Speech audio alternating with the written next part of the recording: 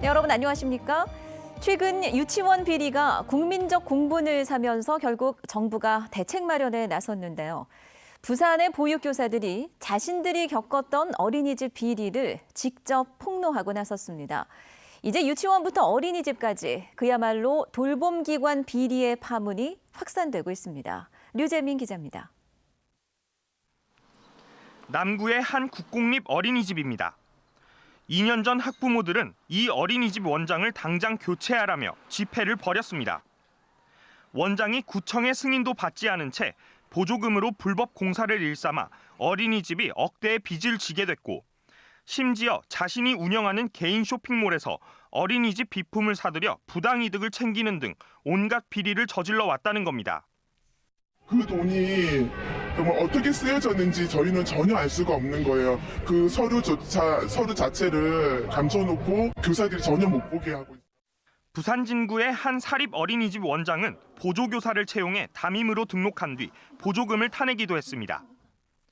돌봄기관의 비리가 잇따라 드러나고 있는 가운데 처벌은 솜방망이에 그칠 뿐더러 관리 감독도 제대로 되지 않고 있다는 지적도 나오고 있습니다. 시민단체들과 보육교사들은 현행 법제도를 규탄했습니다. 정부가 개인의 아이사랑 카드로 지급해 학부모들이 결제하는 보육비는 대법원 판례에 따라 보조금이 아니라 원장의 개인 재산으로 인정돼 다른 목적으로 사용하더라도 시정명령에 그칠 뿐 횡령죄로 처벌할 수 없다는 겁니다. 또 부산시의 특별감사도 서류 확인에만 그치고 있다며 엄정한 조사를 요구했습니다.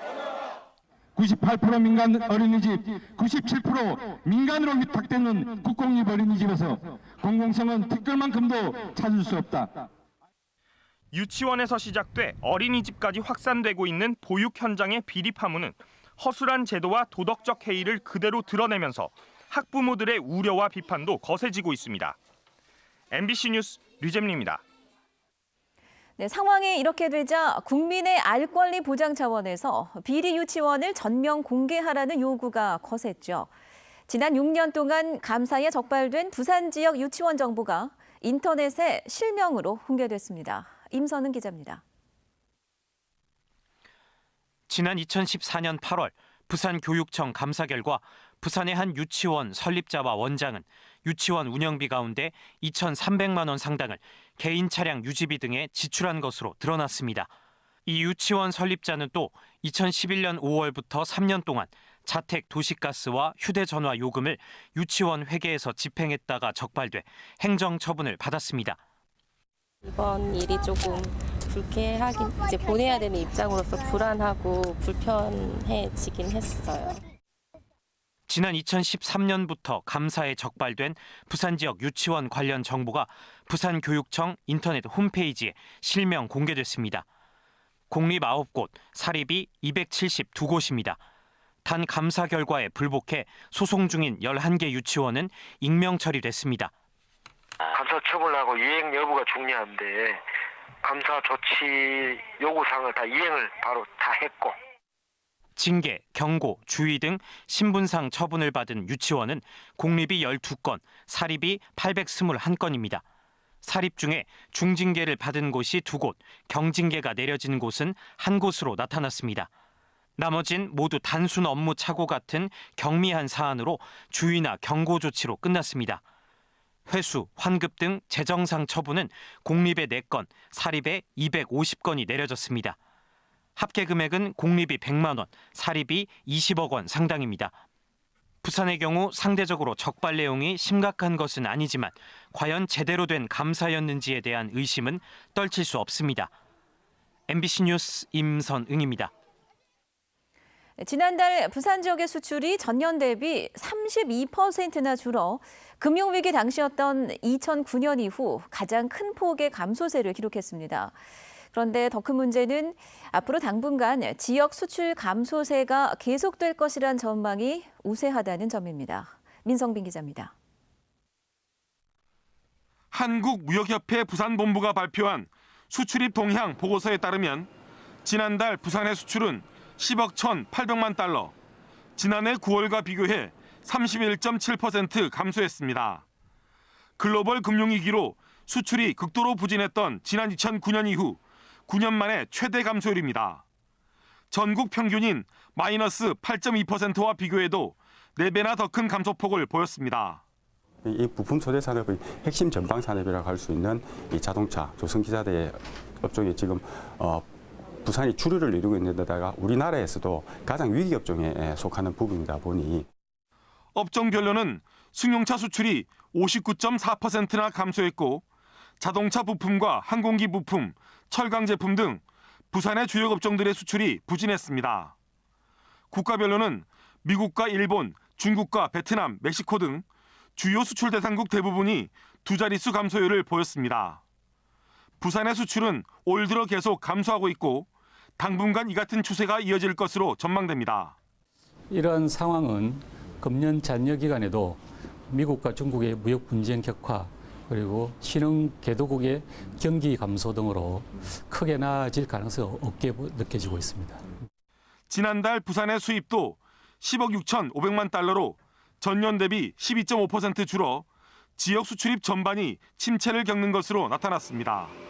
전문가들은 미중 무역 분쟁이 완화되지 않는다면 내년에도 당분간 부산 수출의 반등은 쉽지 않을 것으로 내다보고 있습니다. MBC 뉴스 민성빈입니다. 이 미중 무역 분쟁의 여파로 국내 증시가 계속 추락하고 있는 가운데 부산 지역 상장사들도 철강과 자동차 부품 업종을 중심으로 큰 타격을 입고 있는 것으로 나타났습니다. 한국거래소에 따르면 부산 지역 74개 상장사 중 지난 23일 종가 기준 지난달 28일보다 내려간 기업이 70곳이나 돼 94.6%에 이르렀습니다. 같은 기간 부산 상장사 74곳의 시가총액 합계도 14%인 3조 3,515억 원이나 줄어든 것으로 집계됐습니다. 부마 민주항쟁은 우리나라 4대 민주화 운동으로 평가받고 있습니다. 그러나 유일하게 국가기념일로 지정되지 않았고 또 아직까지 진상규명도 끝나지 않았습니다. 이에 부산과 경남이 부마 민주항쟁의 국가기념일 지정을 위해서 힘을 모으기로 했습니다. 이두원 기자입니다. 1979년 10월 부산과 마산에서 일어났던 부마 민주항쟁. 박정희 유신 정권에 대항해 민주주의 수호와 독재 타도를 외치면서 유신 체제의 종말을 앞당겼습니다. 그러나 4.19 혁명과 광주 민주화운동 등 4대 민주항쟁에 포함되면서도 유일하게 국가기념일로 지정되지 못했습니다. 이에 따라 10월 16일을 부마 민주항쟁 국가기념일로 지정할 것을 촉구하는 범국민 추진위원회 출범식이 부산에서 열렸습니다.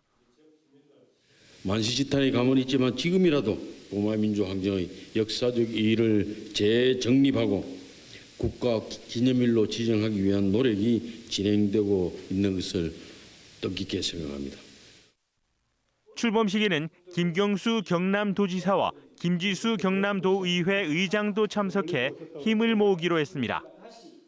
부마항쟁이 부산 마산이 힘을 합해서 유신시대 종식이라는 역사를 만들어냈듯이 부마항쟁을 기념하는 사업에도 부산 마산이 저는 따로 있을 수 없다고 봅니다. 국가기념일 지정은 물론 부산과 경남이 함께 진상규명까지 요구하기로 해 그 의미가 큽니다. 그리고 우리 현대사에서 너무나 중요한 일이라는 것을 이제 국가기관도 지방자치단체도 다 같이 인정하고 그래서 함께 이것을 국가기념일로 만들어야겠다고 같이 힘을 모은다는 의미가 있는 것이죠. 추진위는 내년 3월 31일까지 100만 명 서명을 받아 정부에 제출하고 시의회 공동결의문과 국회 결의문 채택도 추진하기로 했습니다. MBC 뉴스 이두원입니다. 부산시가 대북 제재 해제와 개방에 대비해서 북한의 금융 시스템 구축을 위한 기술 지원에 나서기로 했습니다. 부산시는 지난 20일부터 23일까지 유재수 경제부시장이 이화영 경기도 평화부지사, 이강진 세종시 정무부시장과 함께 방북해 김영철 조선아태평화위원회 위원장과 면담했다고 밝혔습니다. 유 부시장은 부산 금융중심지 정책을 소개하고 제재가 해제되면 북측의 금융 시스템 구축을 위해 부산시가 기술 지원을 하겠다는 의사를 밝혔습니다. 또 부산시는 북측과의 종합적인 교류 협력 방안과 시범사업 추진을 위해 김영철 조선아태평화위원회 위원장을 초청하겠다는 의사를 전달했고 긍정적인 반응을 얻어냈다고 덧붙였습니다. 부산 지역 구청들이 공무원의 보수와 수당 지급을 주먹구구식으로 해오다 부산시 감사에 적발됐습니다. 부산시는 지난 2015년 이후 구청 공무원 보수와 수당 지급 실태를 특정 감사해 모두 16건의 위반 사항을 적발하고 11건은 시정명령, 5건은 주의 조치했다고 밝혔습니다. 적발 사례를 보면 부부 공무원이 주소를 달리해 각자의 부모를 가족 수당 대상에 올려 수당을 중복 수령하거나 징계받은 직원에게 수당 등을 그대로 지급했고 위험 업무를 하지 않은 직원에게 위험 수당을 주기도 한 것으로 드러났습니다. 부산경찰청 광역수사대는 배달업체를 운영하며 오토바이나 차로 고의 사고를 낸 뒤 수억 원의 보험금을 뜯어낸 혐의로 38살 최모 씨 등 11명을 구속하고 37명을 불구속 입건했습니다. 이들은 지난 2016년 3월부터 최근까지 부산 시내를 돌아다니며 주로 교통법규를 위반하는 차량을 대상으로 교통사고를 내고 100여 차례에 걸쳐 5억 원의 보험금을 타낸 혐의를 받고 있습니다. 이들은 교통사고가 잦아도 보험사의 의심을 피할 수 있다는 점을 노리고 배달업체를 운영하며 범행을 저질렀습니다. 부산 공무원 노조가 부산시의 낙동강하구 에코센터 민간 위탁 추진에 반발하고 있습니다.